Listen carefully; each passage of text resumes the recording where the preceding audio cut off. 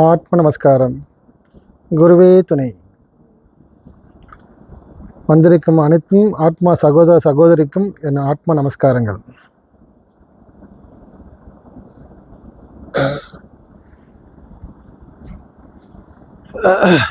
சரி, இன்றைக்கி நம்ம எல்லாம் ஒரு கூட்டு தியானம் பண்ணியிருக்கோம். எல்லா பொதுமக்களும் வந்து கலந்துருக்கீங்க. மொத தடவையாக பொதுவாக தனித்தனியாக வந்து பார்ப்பீங்க. இன்றைக்கி எல்லாம் கொஞ்சம் பேர் வந்திருக்கீங்க. இந்த பௌர்ணமி சம்மந்தப்பட்டு வந்திருக்கீங்க தியான பயிற்சிக்கு. ரொம்ப சந்தோஷம். நீங்கள் வந்ததுக்கு மகிழ்ச்சியாகவும் இருக்குது. உங்கள் ஆர்வத்தை இது காட்டுது. உங்கள் ஆர்வத்தை, தன்னை அறிய வேண்டிய ஒரு நிலையை, ஆர்வத்தை காட்டுது. நிச்சயமாக குரு அருளும் திரு அருளும் உங்களுக்கு பரிபூர்ணம் அனுகிரகம் கிடைக்கும். முயற்சி வீண் போகாது, உங்கள் தேடல் வீண் போகாது. அறியாமல் இருந்து நீங்கள் உங்களை நீங்களே அறிய வைக்கிறதுக்காக வந்திருக்கீங்க.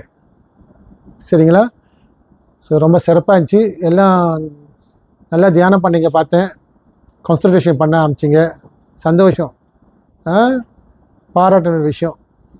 எவ்வளோ வேலையாக இருக்கும், எவ்வளோ உங்களுக்கு பல விஷயங்கள் இருக்கும், அதெல்லாம் விட்டு நேரத்தை ஒதுக்கி இங்கே வந்து உங்களுக்காக ஒரு தேடலில் வந்திருக்கீங்க. அதுக்கு நிச்சயமாக இறைவன் உங்களை ஆசீர்வதிப்பார். சரி, இதில் யாருக்கு என்ன கேள்விகள் இருக்குது, உங்களுக்குள்ளே என்ன கேள்விகள் இருக்குது வந்து கேட்கலாம். எப்பொழுதும் நானே பேசிகிட்டு இருக்கேன். இன்றைக்கி நீங்கள் உங்கள் கேள்வி கேட்டால் அதுக்குள்ளே தெளிவு நம்ம இங்கே பகிர்ந்துக்கலாம். உங்கள் கேள்வி மற்றவங்களுக்கும் உபயோகமாக இருக்கும், பார்க்குறவங்களுக்கும் உபயோகமாக இருக்கும். பல பேர் வர முடியாத சூழ்நிலை இருக்குது. உங்கள் கேள்வி மூலம் அவங்களுக்கும் அந்த கேள்வி இருக்கும். அந்த கேள்விக்கு கேள்வி கேட்டுட்டு இருப்பாங்க, தேடல் இருப்பாங்க, தெரியாமல் இருக்கும்.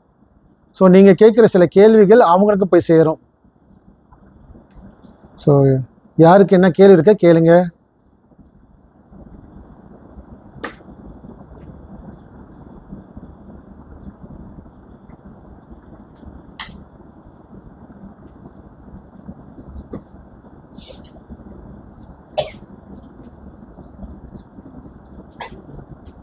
கேள்வி இருக்கா?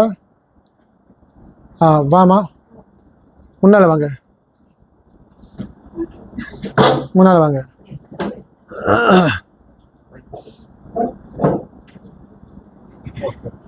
இங்கே வந்து உட்காந்துருக்குமா. உங்கள் பேர் என்ன சொல்லிவிட்டு எங்கேருந்து வந்திருக்கீங்க, உங்கள் கேள்வி என்னன்னு அதுக்கப்புறம் முன்னுவீங்க. என் பேர் அருந்ததி, நான் ஜேபிலேருந்து வந்திருக்கேன். ஸோ என் கேள்வி என்னன்னா, சில சமயம் தியானம் பண்ணுறப்ப நம்மளுக்கு தலையில் வந்து ஒரு மாதிரி மிதக்கிற மாதிரி ஒரு ஃபீலிங், இல்லாட்டி லைட்டாக டக்குன்னு இருக்கிற மாதிரி ஒரு ஃபீலிங் வரும், இல்லாட்டி சில சமயம் தலை சுற்றுற மாதிரி ஒரு ஃபீலிங் வரும் நம்ம தியானம் பண்ணிட்டு இருக்கிறப்ப. ஸோ அதுக்கு அர்த்தம் என்ன, அது ஏன் அப்படி நடக்குது, அது சரியா இல்லையா? சரி, ஒரு நல்ல கேள்வி கேட்டாங்க அருந்ததி, ஒரு நல்ல கேள்வி கேட்டீங்க. இது பொதுவாக நிறைய பேத்துக்கு இருக்குது. தியானம் பண்ணுறப்ப ஆரம்ப நேரத்துலேயும் சரி, அந்த தியானம் பண்ணுறப்ப சில மணி நேரம், அரை மணி நேரமோ ஒரு மணி நேரம் கழித்து அவங்களுக்கு இந்த தலை சுற்றுற மாதிரி, உடம்பு என்னமோ டக்குன்னு போன மாதிரி, ஒரு மிதக்கிற மாதிரிலாம் இருக்கும்.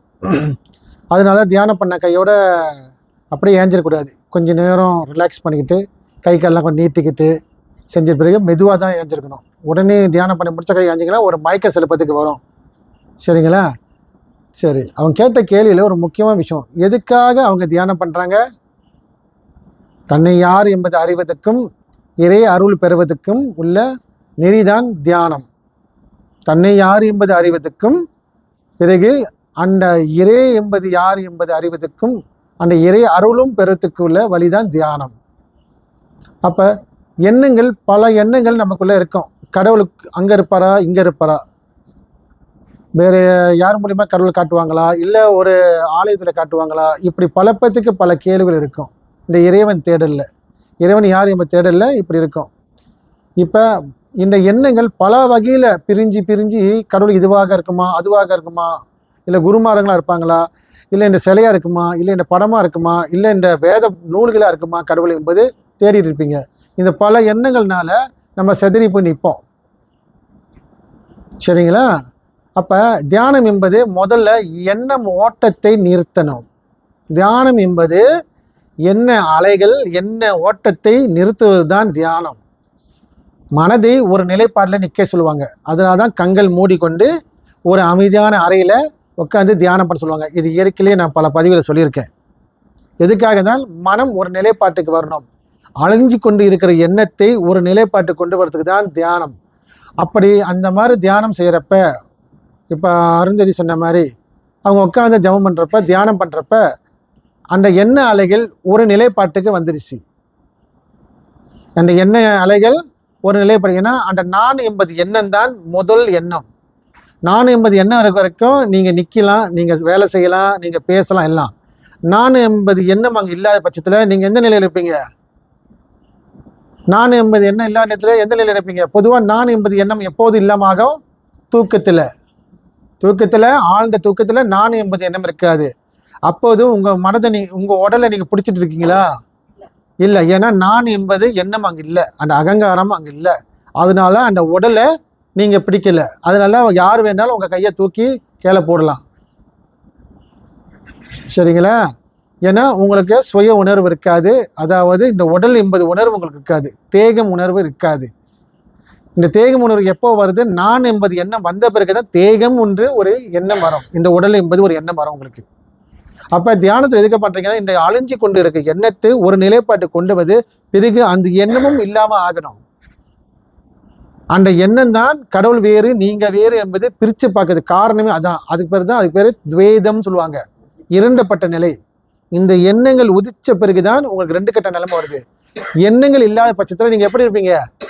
பூர்ணமாக இருக்கீங்க, சாந்தி நிலையில் இருக்கீங்க. அதுதான் ஆழ்ந்த தூக்கத்தில் எந்த தொந்தரவு இல்லை, எந்த குழப்பங்கள் இல்லை, எந்த உறவு இல்லை, எந்த பந்தம் இல்லை, பல பிரச்சனை சிந்திக்கிறதுக்கு இங்கே இடமே இல்லை. ஏன்னா ஆழ்ந்த தூக்கத்தில் இருக்கிறப்ப நீங்கள் எப்படி இருக்கீங்க? நீங்கள் நீங்களாக இருக்கீங்க, ஆத்மா சுரூபமாகவே இருக்கீங்க, சாந்தி நிலையில் இருக்கீங்க.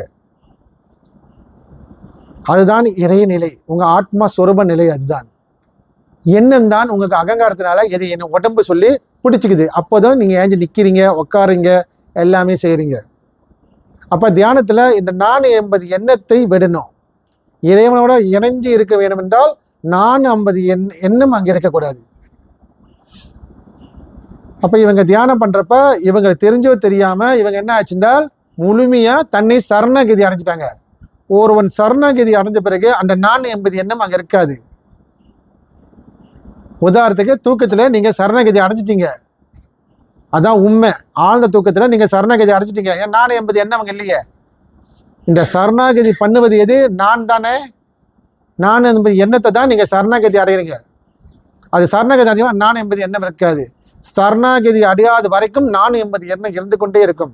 அப்போது நீங்கள் சரணாகதியில் கிடையாது. அப்போ இந்த பிள்ளை அந்த நிலையில தான் இருந்திருக்கு. அதனால தான் நான் சொல்லிச்சு பார்த்தீங்களா, தனக்கு ஒன்றுமே தெரியல, ஒரு ஒரு ஒரு நடுக்கு அதுக்கப்புறம் ஆரம்பிக்கும். அந்த தியானத்துலேருந்து வெளியே வரப்ப நான் என்பது அகங்காரம் வரப்ப ஒரு நடுக்க ஆரம்பிக்குது. ஏன்னா அமைதியான ஒரு சூழ்நிலை இருந்து அதுலேருந்து வெளியே வரப்ப ஒரு அதிர்ச்சி. எப்படி நீங்கள் ஆழ்ந்த தூக்கத்தை யாராச்சும் தட்டினா எப்படி இருக்க எழுப்பிவிட்டா இதையும் படப்பட படிக்க பார்த்தீங்களா, ஒரு ஒரு நடுக்கம் கொடுக்க சில பேத்துக்கு. அதே தான் அது தியானத்தில் அழகான ஒரு நிலை, எண்ணமற்ற நிலைக்கு போயிருக்கு. அதுலேருந்து மீண்டும் வர்றப்ப ஒரு நடுக்கம், ஒரு ஆட்டம் கொடுக்குது.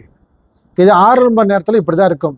பிறகு பழக பழக பழக உங்களுக்கு அது பழக்கத்துக்கு வர வர அது சரியாயிடும், அந்த நடக்கம் கூட இல்லாமல் ஆயிரும். விளங்குதா? அப்போ உங்களுக்கு புரியுதாமா அருந்ததி? வேற யார் கேள்விகள்?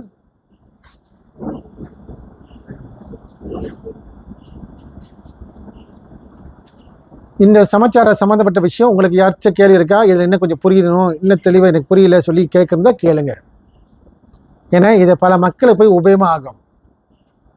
இறைவன் அங்கே தான் இருக்கிறாரு, இறைவன் அங்கே தான் இருக்கிறாரு. எங்கேயுமே புதுசாக கடவுளை தர வேலை இல்லை. எல்லோரும் ஒவ்வொரு நாளும் இறைவனிடம் இணைஞ்சு தான் இருக்கீங்க, நீங்கள் பிரிஞ்சு இல்லை.